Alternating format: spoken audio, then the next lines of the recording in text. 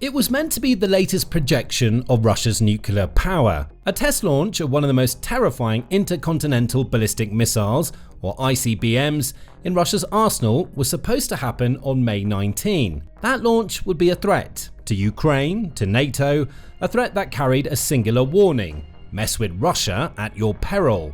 Only everything indicates that the launch simply didn't happen, which suggests that something went wrong. Russia's nuclear test has backfired on Russian President Vladimir Putin's face, and now he's dealing with humiliation amidst his attempts to threaten his enemies. On May 19, several outlets, including Pravda, reported that Russia was supposed to carry out a test of one of its most powerful ICBMs.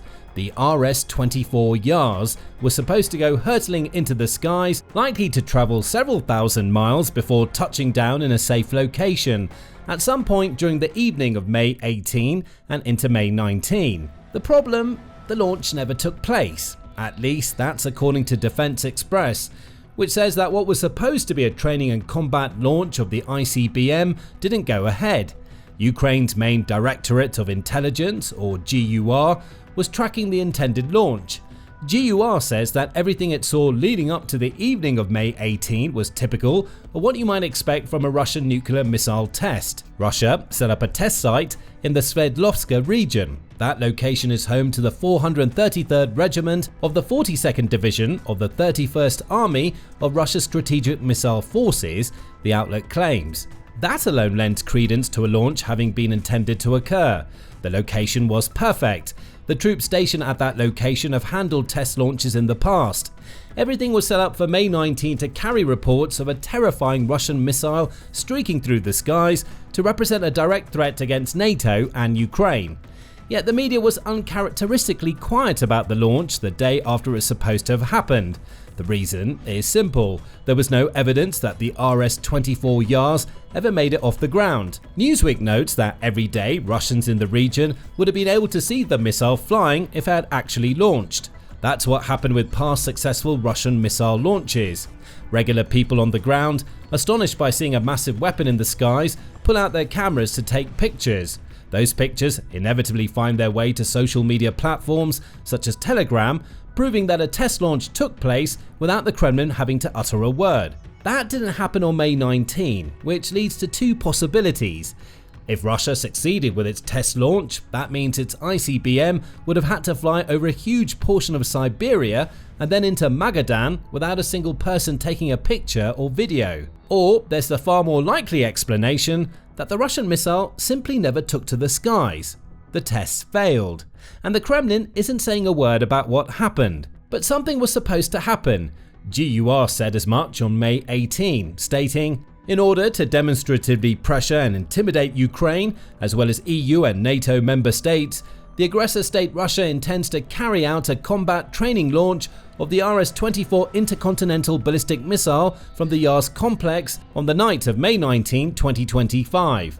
Something doesn't add up here, which leads to the obvious question: what happened? There are a couple of theories, according to the New Voice of Ukraine.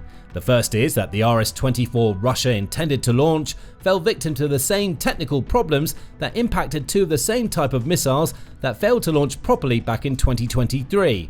In both of those earlier cases, Russia went ahead with its launches only to see the missiles veer off course and crash land into the ground. Russia would have examined the wreckage of those missiles to figure out what problem caused the failure. Fast forward to the most recent aborted launch, and it's likely that Russia carried out several pre-launch tests specifically to look for the issue that took down the previous RS-24s. Perhaps it found that problem. If that's the case, Russia may have chosen to cancel the launch altogether rather than risk sending another errant missile into the sky. After all, the goal, as Ukraine points out, was to intimidate. That's pretty hard to do when you have a missile that can't even hit its intended target. The other possible reason for the failure lies in a technical problem that could have manifested during the early stages of the launch.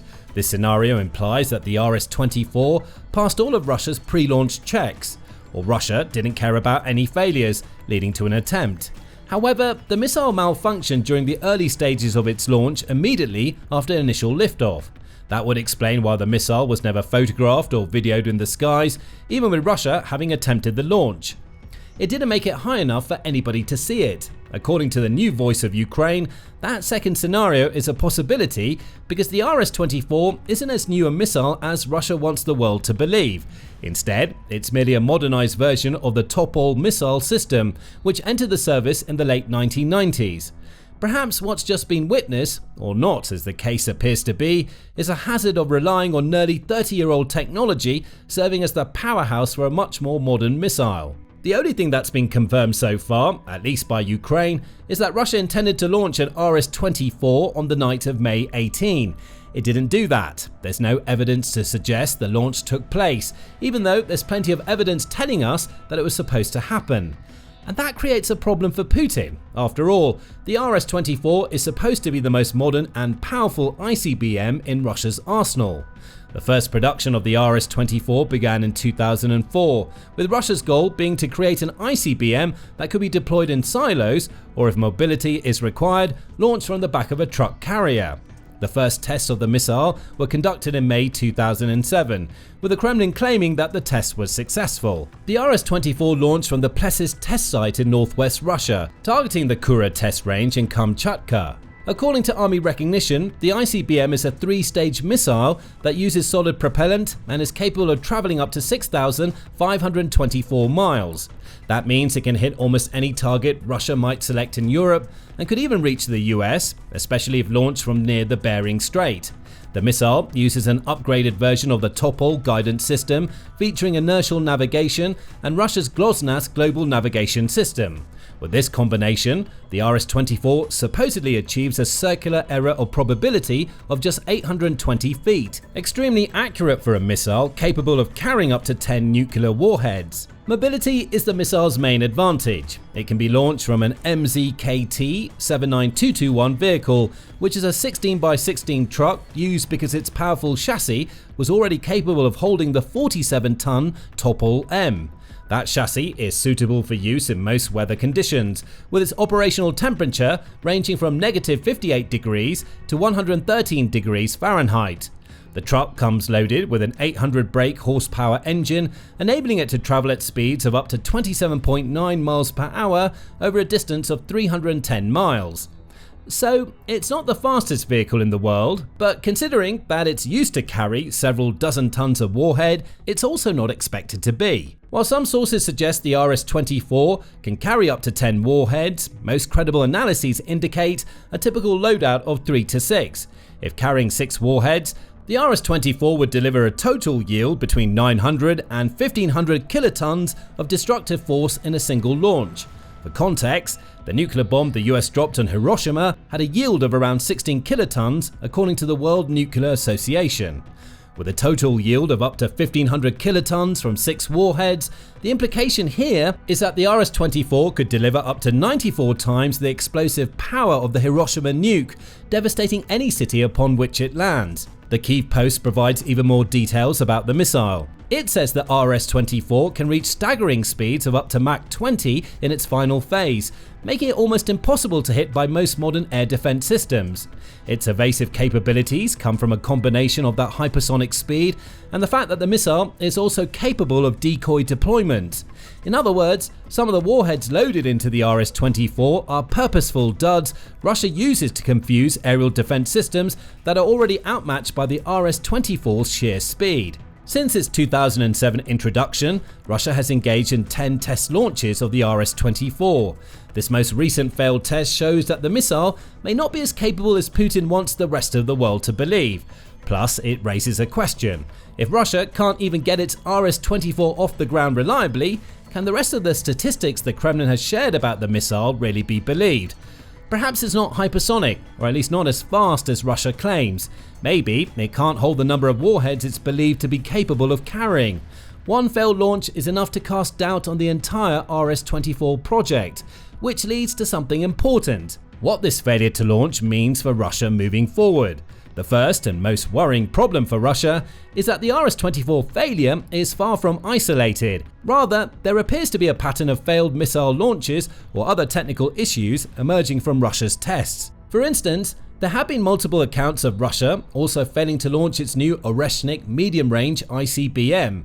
but the accuracy of those reports is difficult to determine. According to the new Voice of Ukraine, Russia twice failed to launch the Oreshnik toward the end of 2024, with a failed attempt in November of that year being followed by another in which the missile failed to take to the skies.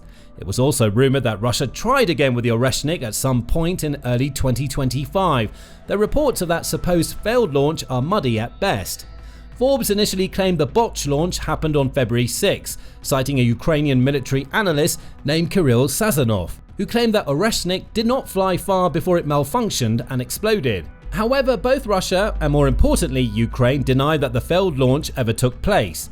Ukraine's Culture and Information Ministry even released a statement saying, "The article in the US media is based on Sazonov's assumptions, not on actual data. Russia itself didn't officially report an attempted launch. Plus, as seen in the case of the RS-24 failure, Ukraine typically knows when Russia is preparing to test one of its ICBMs." Still, Bosch Oreshnik launches or not, Russia has been gaining a reputation as a country that has a lot of nuclear warheads and a collection of delivery vectors that aren't capable of getting those warheads to where they need to go. What happened to the RS-24 on May 18 does Putin no favors when it comes to his attempts to project power over other nations. It's also hard to ignore the fact that other Russian nuclear-capable missiles are failing tests. In September 2024, Newsweek carried a story claiming that Russian Satan II missile has failed 4 out of its last 5 tests. The missile, also known as the RS-28, is one of the jewels in Russia's nuclear crown. But like the RS-24, it seems that Russia is struggling to get it up in the air. Newsweek says that satellite images of the Plesetsk testing site show the extent of the damage caused by one of these failed launches. Per those images, a 196-foot wide crater appeared at the Plesetsk Cosmodrome in the wake of one of the failures, along with clear damage being seen in the surrounding area that wasn't visible in satellite images of the same location taken earlier in September. A malfunction with the missile's liquid fuel engine likely caused it to explode as it left the launch shaft, says Newsweek. That alone is a massive concern for Russia. Not only did that explosion cause damage that Russia had to fix, but think about what it means in the context of a nuclear launch. While experts say a conventional explosion wouldn't cause a nuclear warhead to detonate, the implications of such a failure on Russian soil are still significant. And with 4 of the last 5 Satan II launches failing, with the last successful launch being in April 2022, Russia may now be in a position where it can't take its chances with the ICBM. The same may now also be true of the RS-24 and even of the Oreshnik, with each failure eating away at the nuclear threat Russia poses to the rest of the world. That leads to the second reason why the failed RS-24 launch, along with the similar failures Russia has experienced over the last couple of years, is such a problem. Putin uses Russian nuclear weapons to gain leverage. This is hardly a revelation to anybody who's been paying attention to Putin throughout the Ukraine war. As the UK's House of Commons Library highlighted in December 2024, Russia altered its nuclear doctrine the previous November to reinforce its use of nukes as leverage. Under that doctrine, Russia now seems to permit itself to strike against the nuclear-capable allies of non-nuclear states if it feels its sovereignty is threatened. Translation: Russia says it can hit the US, the UK and France because they're supporting Ukraine, assuming Ukraine presents enough of a threat to Russia. That doctrine change was the culmination of several threats Putin has made throughout the Ukraine war. In March 2023, Putin talked about how he was going to deploy tactical nuclear weapons to Belarus. Of course, Belarus was the ally that allowed Russia to use its territory to enter Ukraine in the first place. That deployment would also mark the first time Russia has sent a nuke anywhere other than its own sovereign territory since the collapse of the Soviet Union. Putin has also engaged in nuclear rhetoric related to NATO, particularly in regards to Finland and Sweden joining the organization during the course of his Ukraine invasion. And as ICANN said in September 2024, the terrifying but true reality is that we cannot know for certain if Putin or any leader of a nuclear-armed state will use nuclear weapons at any time.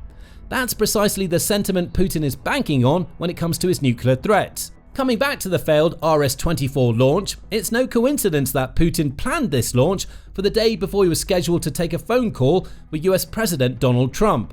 Trump explained the reason for that call in a Truth Social post on May 17.